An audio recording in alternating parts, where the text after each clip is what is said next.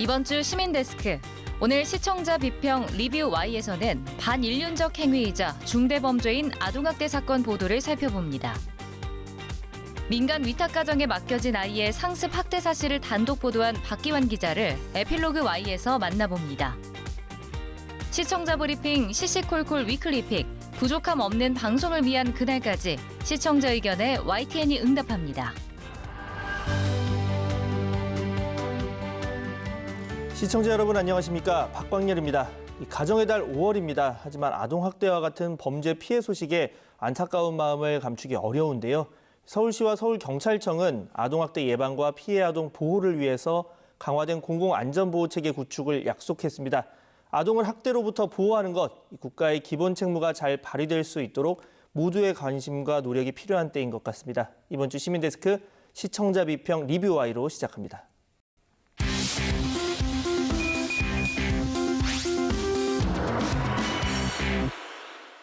오늘 함께 해주실 분들 소개해드립니다. 민주사회를 위한 변호사 모임 미디어 언론위원회 이강혁 변호사, 이혜수 시청자평가원, 그리고 신웅진 시청자센터 에디터 나와주셨습니다. 세 분 어서 오세요. 안녕하세요. 네, 이번 주 먼저 평가원님께서 발제해주신 주제 들어보겠습니다. 오늘은 어떤 내용 준비하셨습니까? 네, 이번 한 주는 입양가정, 위탁가정의 아동학대 사건이 많았습니다. 아동학대 사건이 알려질 때마다 늘 비판의 대상이 되지만 여전히 많은 개선이 필요한 보도 관행들을 다뤄보고자 합니다. 네, 이번 주 리뷰 Y 시간이 아동학대 사건을 다룬 보도를 살펴보겠습니다. 바로 이 살펴주신 내용 들어볼까요? 5월 11일 방송된 의붓 아들 가방 살해, 징역 25년 확정, 살인 고의 인정 보도와 5월 14일에 보도된 사망 당일 췌장 잘리고 소장의 구멍, 눕혀놓고 밟았다 뉴스부터 살펴보도록 하겠습니다. 우선 헤드라인부터 굉장히 자극적인데요. 네. 기사 내용에서도 피해 아동의 신체적인 특징과 범행 도구, 범행 방법, 피해 사실들이 상세하게 묘사되었습니다. 이런 보도가 잔인함과 공포감을 일으키고 또 모방범죄를 낳는다는 지적이 끊임없이 제기되어 왔습니다. 더 큰 문제는 지나치게 상세한 묘사들이 사건 보도가 아닌 마치 하나의 범죄 수사물처럼 소비되는 것에 있다고 봅니다. 두 뉴스를 접했을 때 마치 한 편의 소설을 읽듯이 범행 장면이 상상되기도 했는데요. 이런 문제가 반복될 시에 그 잔혹성에 놀라고 슬픔과 분노가 일긴 하지만 그것도 잠시 웬만한 사건에는 충격도 받지 않고 폭력에 무감각해질 수 있다고 봅니다. 말씀해 주신 두 보도를 저도 자세히 살펴봤는데요.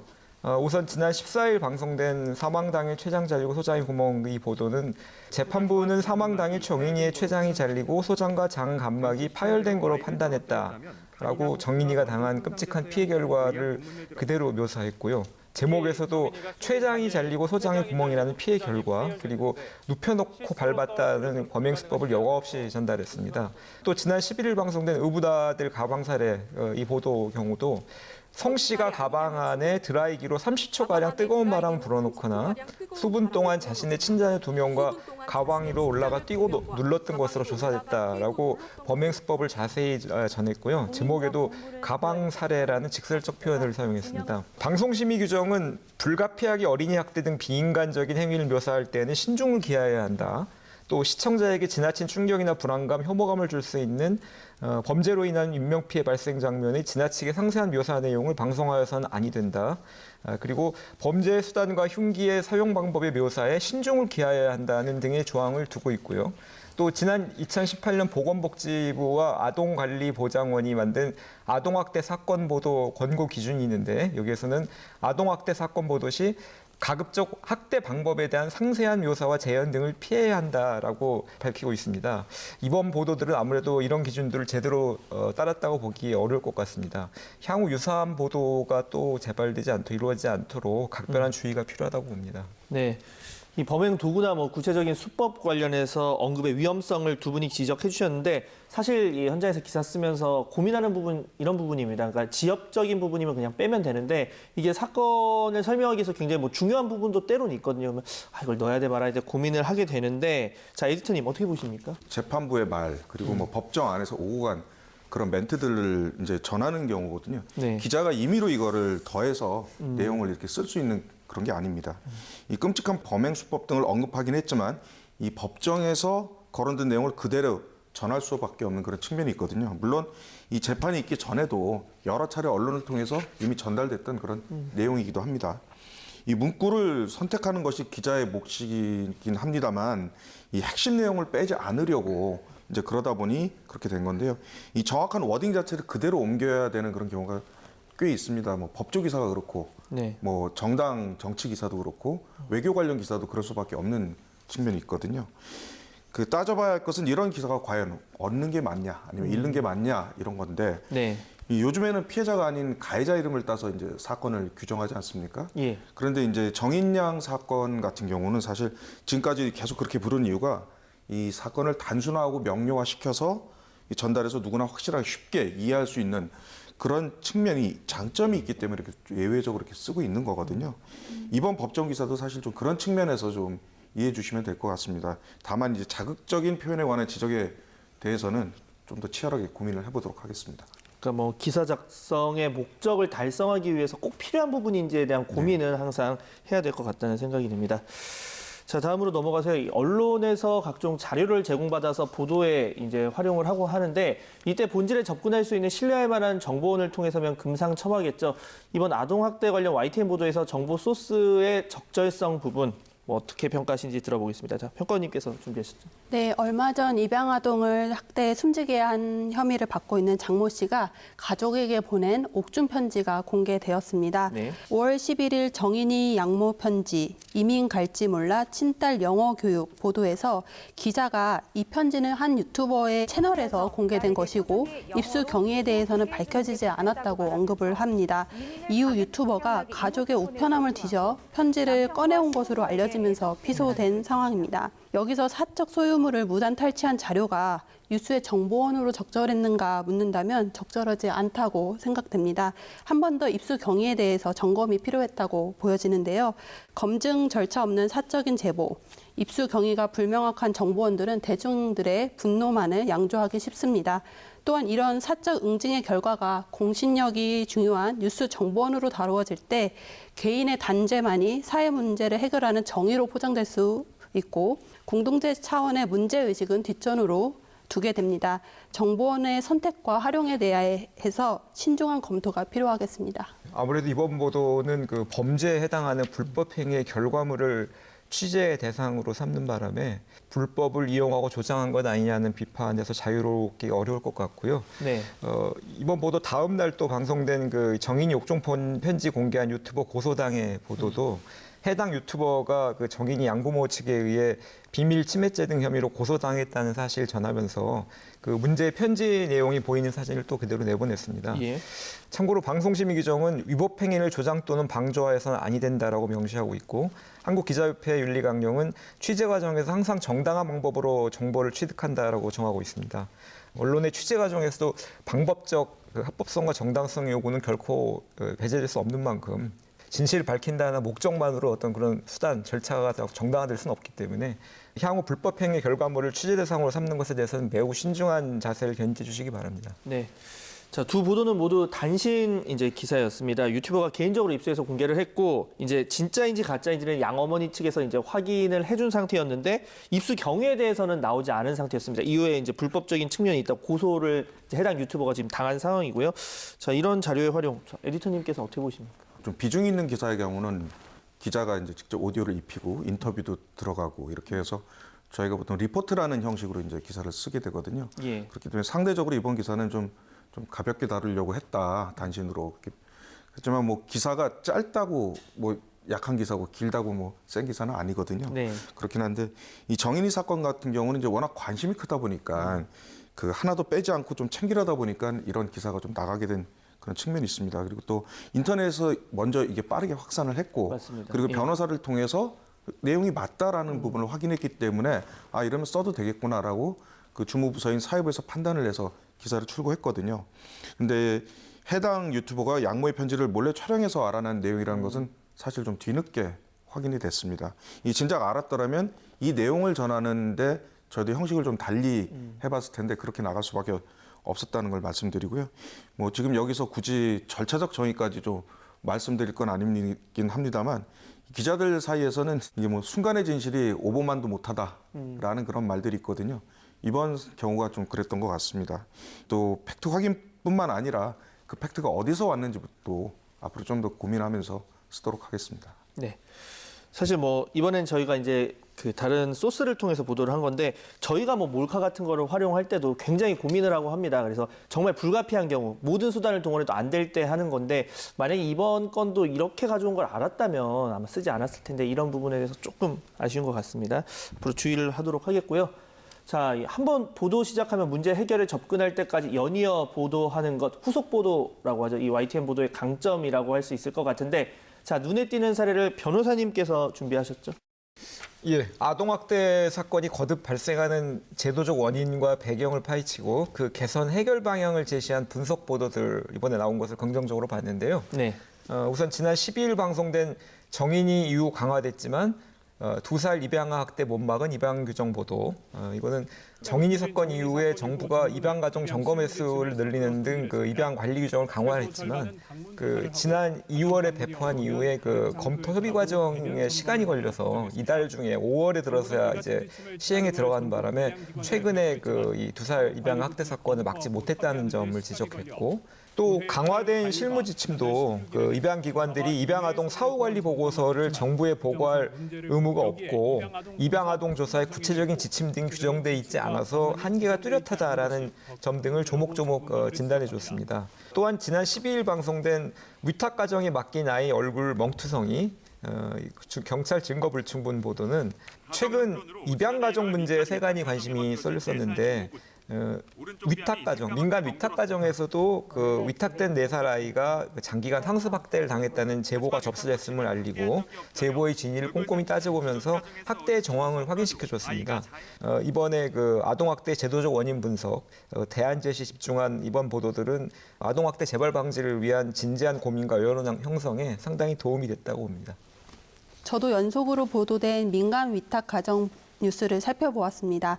5월 15일에 방송된 검증 없는 민간 위탁 가정 학대 사각지대 막으려면 보도를 눈여겨보았는데요. 해당 보도는 여전히 생소한 위탁 가정 제도를 설명하고 위탁 가정의 검증의 한계, 전문적이고 제도적인 운영에서의 허점들을 다루면서 국가 차원의 실질적인 대책 마련을 촉구했습니다. 이미 존재하는 아동 돌봄과 위탁 제도, 아동 학대 예방과 처벌 등에 관한 법적 장치들이 다양한 형태의 가정을 포용하지 못해 유명무실한데 그 지점을 YTN이 주목했다는 점에서 여타 보도와는 차별화되었습니다. 법과 제도가 개선되기 위해서는 언론이 여론 형성의 창구가 되어야 할 텐데요. 그것이 언론의 기본 기능이고 또 사명이라고 생각합니다. YTN이 입양가정, 위탁가정, 그 밖의 다양한 형태의 가족들을 계속해서 조명하고 제도 허점으로 인한 문제점에 대해서도 목소리를 높이는 역할을 이어나가길 바랍니다. 네. 뭐 앞으로 이 법안 마련 그리고 관련 예산 지원 시스템 정비까지 할 일이 참 많은데요. 좋은 후속 보도가 계속 이어지길 기대를 해보겠고요. 자, 이번 이 보도 관련해서 에디터님 의견 어떠십니까? 언론이 뭐 입법, 사법, 행정 부처가 아니지 않습니까? 네. 뭐 법을 만들거나 뭐 아니면 집행력을 가지고 뭐 행정 조치를 할 수 있는 것도 아니고 다만 이제 제4부로 불리면서 이제 언론 고유의 역할이 있는데 그게 뭐 기사 쓰는 것밖에는 다른 게 없죠. 네. 그게 저희의 책무고 뭐 의무고 이제 뭐 계속 해야 될 역할인데 그때 기사의 경우는 이제 YTN 단독 보도였습니다. 네. 사회적으로 이제 반영이 적지 않았던 경우긴 한데요. 계속 잘못에 대해서 지금 계속 지적을 받고 있다가 네. YTN이 모처럼 좀 칭찬을 받아가지고 참 그나마 말미에 다행입니다.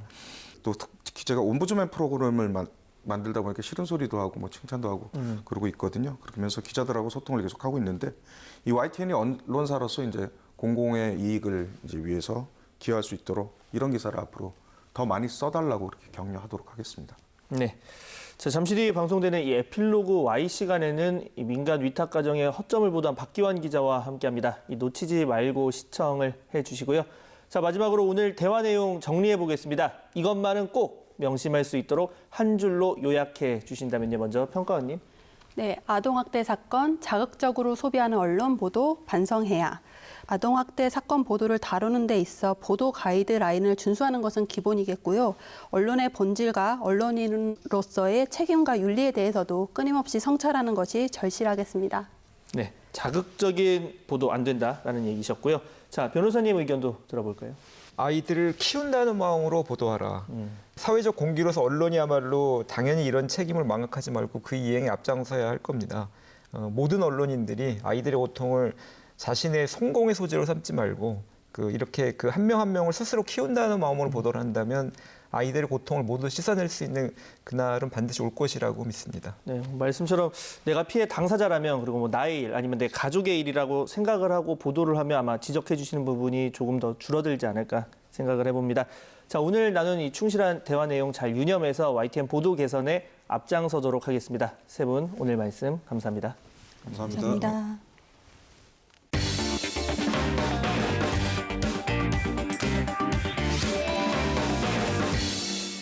YTN 방송에선 들을 수도 볼 수도 없는 이야기 에필로그 Y에서 들려드립니다. 오늘은 정부의 역할과 제도 개선의 필요성을 지적하면서 민간 위탁 가정의 현실을 알린 박기환 기자와 함께합니다. 지금 바로 만나보시죠.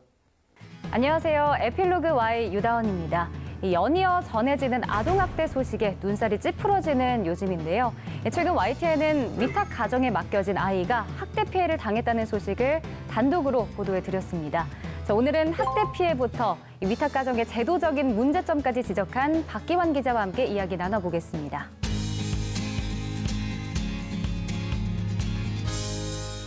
네, 기자님 반갑습니다. 안녕하세요. 네, 이번에 저희 YTN의 단독 보도였습니다. 이 4살 아이가 위탁 가정에 맡겨졌는데 몸이 멍이 든 게 발견이 됐어요. 이게 피해 아동의 가족의 제보로 좀 시작된 취재인가요? 네, 그렇습니다. 그 피해 사실을 알게 된 외삼촌이 처음 저희에게 제보를 주셨는데요. 그 이전에도 온라인 게시판에 여러 번 올리시기도 했고 저희도 직접 접촉을 시도했지만 안 됐다가 나중에 먼저 연락을 주게 되셔서 네. 알게 됐고요. 그렇게 저희가 연락을 드리게 됐습니다. 아니 사실 최근에 뭐 정인이 사건도 있었고 입양 가정에서 좀 아동학대 사건이 많았잖아요. 근데 이번에는 위탁 가정에서 일어난 일이었거든요. 이게 위탁 가정이 뭔지 좀 자세히 한 번 더 짚어주시죠. 사실 저희가 위탁 가정을 간단하게만 표현을 했는데 네. 정확히 말하면 굉장히 종류가 많습니다. 일단 가장 먼저 조부모가 키울 경우 할아버지 할머니가 키우면 대리 양육 위탁 가정이라고 부르고요. 네. 또 이제 뭐 친인척이 키울 경우에도 친인척 위탁 가정. 그 외에도 저희가 흔히 알고 있는 모르는 네. 이제 위탁모 위탁부께서 키우시는 게 위탁 가정이라고 일반 위탁 가정이라고 부릅니다. 또 그 이외에도 이제 아동 학대를 당한 아이의 경우에도 특별한 케어가 필요하기 때문에 네. 이 아이들이 맡겨지는 것은 전문 위탁 가정이라고 부르는데요. 공공사업으로 보통 진행이 되어 왔습니다. 그럼 지금 공공 그 위탁도 있지만 보니까 민간도 있더라고. 이 차이점이 어떻게 되는 거예요? 굉장히 크다고 할 수 네. 있습니다. 뭐 일단은 공공위탁가정은 각 구청, 뭐 지자체마다 가지고 있는 아동전담 공무원들이 있습니다. 이분들이 이제 직접 위탁가정을 뽑고 매칭도 시켜주고 사후 관리까지 하는데 네. 이 민간 위탁 가정 같은 경우에는 사실상 개인 간의 고용이기 때문에 이후에 이제 아이가 혹시 뭐 학대를 당하거나 잘 적응하고 있는지도 부모가 알아서 확인을 해야 하는데 사실 그 부모가 그걸 확인할 수 있었다면 맡기지 않았겠죠. 그렇죠. 그 알아볼 수가 없는 거잖아요. 이분이 어떤 분이고 어떤 경력이 있는지. 민간은 그런 게 좀 불가능한 거죠. 맞습니다. 네. 공공 같은 경우에는 범죄 경력 같은 것도 물론이고요. 이 가족 구성원 중에 혹은 이 가족 구성원의 친척 가운데 아동 학대라든가 성범죄 전력이 있는지를 무조건 확인하게 되어 있습니다. 하지만 민간 위탁 가정 같은 경우에는 그냥 보고서 괜찮은 사람인가 보다 하고 선택하는 수밖에 없는 거죠. 공공 위탁 가정이나 민간 위탁 가정의 이런 차이점을 또 후속 보도를 통해서 전해주셨잖아요. 실제로 저희 앞 코너가 있어요. 리뷰 Y라고. 거기서 우리 박기환 기자의 이제 이 후속 보도가 너무 좋았다. 이렇게 칭찬, 또 좋은 의견을 많이 보내주셨더라고요. 네네. 사실 그런 부분은 저희가 찾아보지 않는 이상 모르는 경우가 많기 때문에 그러면은 공공 위탁 가정과 민간 위탁 가정의 뭐 인력은 각각 어떻게 지금 돼 있어요? 그 공공 위탁 가정 같은 경우에도 분류가 굉장히 많이 나와 있긴 한데요. 일단은 조부모가 키우는 대리 양육의 경우가 가장 많았고, 그렇죠, 네. 그리고 친인척이 그 다음으로 많았습니다. 그리고 그 이후에 모르는 분께 맡기는 건데 전국에 700가정 정도라고 보는데 생각보다 많이 없는 것 같아요. 700가정이면. 굉장히 적습니다. 네. 사실 지원자는 많은데 뽑히는 사람들이 별로 없다고 보시면 되고요. 그리고 그 다음에 민간 위탁 가정에는 사실 저희도 확인을 해보고 싶었는데 전담하고 있는 부처도 없고 이거에 대해서 알고 있는 전문가들도 사실 많지 않았습니다. 얼마나 되는지, 어떤 분들이 하는지, 이분들이 얼마를 받는지도 모르는 상황이에요. 아니 이 피해 아동은 보니까 공공 위탁 가정의 조건이 안 돼서 지금 민간으로 쓸 수밖에 없었다고 이렇게 기사를 봤었는데 뭐 조건이 좀 맞나 봐요. 어떤 것들이 있어요? 사실 지금 한정되어 있는 공공위탁 가정 상황에서 그 몇 명에게만 주어야 되기 때문에 굉장히 제한적이라고 볼 수 있습니다. 일단 보건복지부 지침에 나와 있는데요. 부모의 사망, 부모가 혹시 양부모가 모두 수감되었다거나 아니면 부모가 모두 이혼해서 가출을 했다거나 아니면 부모가 질환을 크게 겪고 있어서 아이를 도저히 돌볼 수 있는 상황이 아닐 때 이럴 때만 지원할 수 있고요. 생활고도 물론 들어가 있긴 하지만 그 정도 생활고가 되려면 기초수급자는 물론이고 그 아이의 부모님께서도 저희한테 말씀을 해주셨는데 어머니께서도 말씀해 주신 게 정말 안타까웠던 게 아이를 나중에 잘 키워보려고 대학이라도 보내보려고 돈을 벌려고 한 건데 이 아이를 돈을 벌기 위해서 맡기자고 하니 돈을 벌고 있으니 못 맡긴다. 그렇죠. 네, 이게 굉장히 어이없어 하시더라고요. 지난 3월에 보니까 이제 경찰 조사가 있었는데 위탁모가 이제 결국 무혐의였어요. 근데 궁금한 게 보도를 보니까 아이가 진술한 게 있더라고요. 몸을 이제 고무줄로 묶기도 하고 이것저것 던졌다. 아이의 진술도 있고 뭐 병원 소견서도 있는데 이런 걸로 혐의 입증이 안 되나 봐요. 참 안타까운 현실 중에 하나인데요. 저희가 형사법상 직접 증거가 없으면 사실 범죄 혐의를 입증하기 굉장히 어려운 건 사실입니다. 사실 병원 소견서가 있다고 하더라도 맞았다는 것뿐이지 누구에게 맞았는지는 모르는 거고 아이가 말을 하지만 사실 아이의 진술이라는 거는 그때그때 상황마다 달라질 수도 있고 경찰서 가서도 다른 이야기를 했을 수도 있는 거거든요. 그것 때문에 입증이 되지 않은 건데 사실 돌이켜보면 정인이 사건도 마찬가지였습니다. 네, 정인이 사건도 양부모가 때렸다는 증거들은 여기저기 남아 있었지만 때리는 장면이 녹화된 CCTV 혹은 그걸 본 사람은 아무도 없었기 때문에 근데 사실 아이들이 CCTV라든지 몰래 이제 녹음을 할 수도 없는 거고 카메라를 설치할 수도 없는 거잖아요. 이런데도 이제 입증이 안 된다는 거죠. 맞습니다. 이건 우리나라 지금 형사법의 한계이기도 하고 계속 고쳐나가야 될 부분인데 지금도 정인이 사건이 있은 지 이후인데도 지금도 고쳐지지 않고 있다는 게 너무너무 안타까웠습니다. 그러면은 현재 지금 또 재수사 진행 중이라고 들었어요. 방송이 나간 이후에 뭐 반응은 어땠나요? 일단 그 경찰 쪽에서는 굉장히 당황스러워하는 모양새였고요. 아무래도 자기들은 철저히 했다. 현행법에 입각해서 지금까지 해오던 그 관행 그대로 이렇게 진행을 해서 무혐의를 준 건데 우리가 왜 뭘 잘못했냐라고 이제 이야기를 하시더라고요. 하지만 그럼에도 불구하고 어쨌든 간에 뭐 검찰에서 보안 수사 명령이 내려왔으니 열심히 하겠다라고 하면서 기자들에게 전체 그 공지문 같은 입장문을 보내왔고요.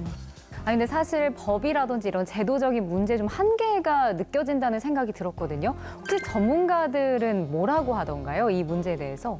일단 기본적으로 제가 전문가들 여러분들 이야기를 들어봤지만 수사의 한계점이라는 거에 대해선 관행이지만 현행법상 어쩔 수 없다는 건 인정한다. 다만 고쳐 나가야 될 부분이라고 이야기를 하셨고요.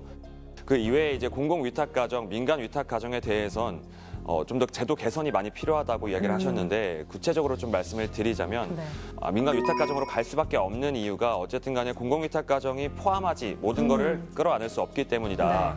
결국은 공공위탁가정을 늘리고 여러 가지 사건, 여러 가지 뭐 종류의 그 조건을 만들어서 다양한 지원책을 좀 다양화해야 된다, 많이 만들어야 된다. 이런 의견이 가장 많으셨고요. 또 하나는 민간 위탁 가정에 대해서 정확히 실태 파악을 해서 지금 있는 거라도 좀 주워 담아서 지금 이 키워지고 있는 아이들이 잘 관리되고 있도록 도와줘야 된다라는 의견이 가장 많았습니다. 뭐 아동학대 관련한 기사는 계속해서 저희가 볼 수가 있었고 취재도 계속 하시니까 좀 많이 느끼실 것 같은데 사실 보도를 하는 것에서 끝나지 않고 좀 뭔가 바뀌어야 이제 기자로서도 좀 뭔가 뿌듯함을 느낀다든지 변화를 느낄 수 있을 것 같거든요. 뭐 이런 부분에서 좀 현실적으로 와닿는 것들도 있을까요?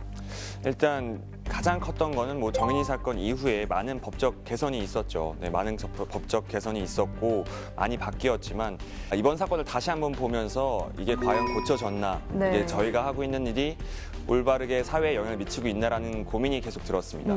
수사 관행 같은 것도 전혀 고쳐지지 않았다고 비춰졌고 심지어 아이의 진술에 대해서도 믿음직한 사람이 옆에 있을 때만 아이가 명백하게 잘 진술할 수 있는데 이런 거에 대한 고려도 경찰이 여전히 잘 하고 있지 않다라는 지적이 많이 있었거든요.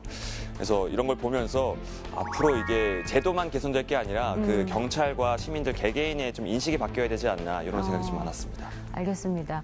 이 가정의 달인 5월인데 좀 따뜻한 소식이 많았으면 좋겠지만 이렇게 아동학대 소식이 이어져서 좀 마음이 아프더라고요. 앞으로도 뭐 수사 상황이라든지 후속 보도 통해서 더 좋은 소식 알려주시길 바랍니다. 오늘 고맙습니다. 감사합니다. 가장 빠른 옴부즈맨 프로그램 그 기록을 모아보는 시간 시청자 브리핑 시시콜콜 위클리픽. 이번 주 시청자 의견 함께 보시죠.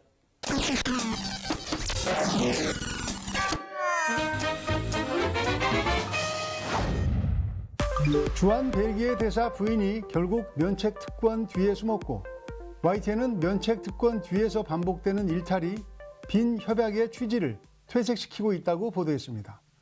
이 기사에 달린 시청자 댓글 보겠습니다.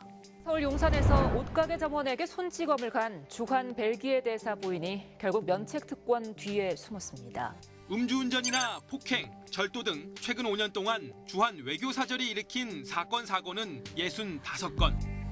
면책 특권 뒤에서 반복되는 일탈이 국가 간 외교 업무 수행을 위해 마련된 빈 협약의 취지를 퇴색시키고 있습니다. 벨기에 국가 수준 잘 봤음. 할 말이 없긴 함. 한국 외교관들도 해외에서 사고 쳐도 면책 특권이니까.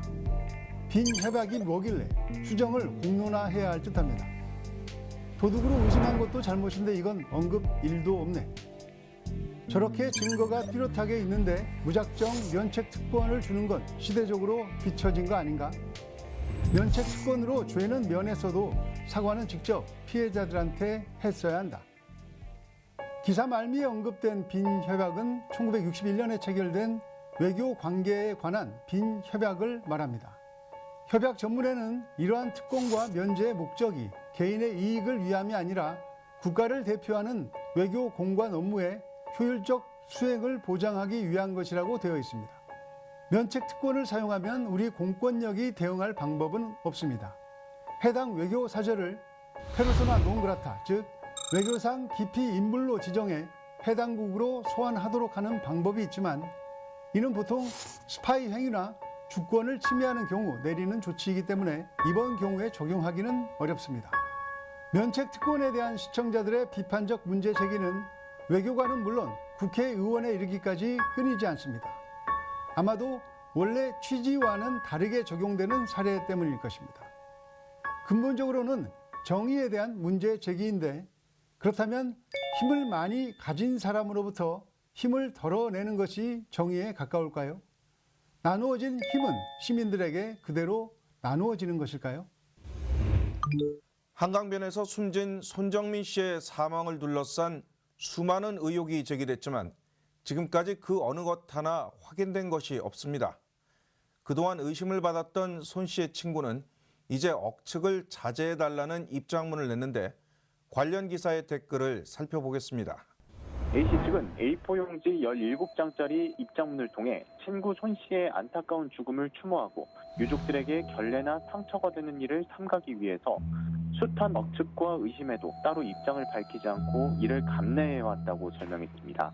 고 손정민 씨의 아버지는 아직 사과를 듣지 못한 상태라며 지금에서야 왜 입장문이 필요한지 의문이라고 말했습니다. 친구 A씨가 그동안의 의혹에 대해 해명하고 신상털기와 허위사실 유포를 자제해달라는 입장문을 냈다는 내용입니다. 여전히 친구 A씨를 의심하는 댓글이 대부분인 가운데 그동안 너무 지나친 게 아니었냐는 비판의 목소리도 눈에 띕니다. 비난은 수사 결과가 나온 후에 해도 늦지 않을 텐데 진짜 도를 넘었다. 집단 광기 너무 무섭네. 타진요는 애교였네. 그만하세요. 추측성 기사, 추측성 댓글이 난무하는구나. 여론 부풀리는 기자들이 제일 못됐다. 앞서 YTN은 친구 A씨에 대한 현재 신상 털기는 위법이라는 지적을 전했습니다. 이에 대해 YTN 모니터단은 과도한 관심이 사안의 본질과 다르게 전개되는 문제를 생각하게 했다며 무분별한 행동 자제를 촉구하는 의미 있는 보도였다고 평가했습니다.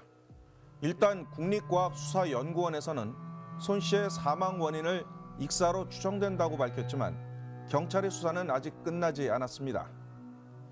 경찰청장이 직접 모든 가능성을 열어놓고 사망에 이르게 된 경위를 법과 원칙에 따라 철저하게 수사하겠다고 공언한 상황.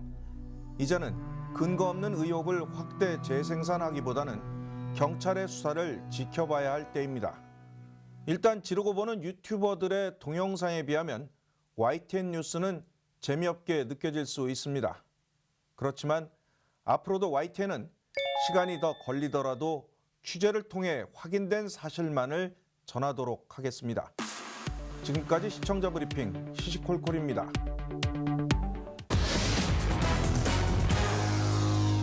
시민데스크는 시청자 여러분의 고민과 질문으로 채워집니다. YTN 방송에 대한 다양한 의견들 홈페이지와 전화를 통해서 남겨주시고요. 저는 다음 주 더 유익한 내용으로 돌아오겠습니다. 시청해주신 여러분 감사합니다.